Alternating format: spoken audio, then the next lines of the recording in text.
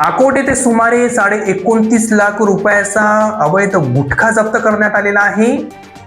अकोट शहरातील दर्यापूर रोड परिसरात दिनांक 29 जुलै रोजी अकोट पोलिसांनी नाकाबंदी दरम्यान एका बोलेरो पिकअप वाहनाची कसून तपासणी केली असता त्यामध्ये शासनाने प्रतिबंधित केलेला गुटखा व सुगंधित तंबाखूजन्य पदार्थाचा मोठा साठा आढळून आला.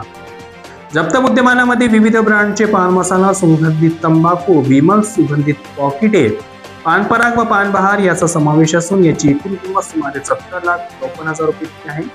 यासोबतच वाहतुकीसाठी वापरण्यात आलेली बोलेरो पिकअप वाहन किंमत 12 लाख रुपये अंदाजे देखील जप्त करण्यात आली. असा एकूण मुद्देमाल जप्त करण्यात आलेला आहे. 29,54,000 रुपये इतका. वाहन चालक फरार झाला असून त्याचा शोध सुरू आहे. या प्रकरणी भारतीय न्याय संहितेच्या विविध BNSच्या कलमांनुसार गुन्हा दाखल करण्यात आलेला आहे.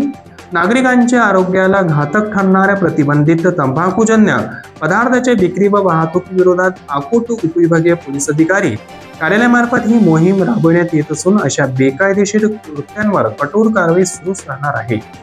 माहिती अकोट येथून जफर खान यांनी दिली.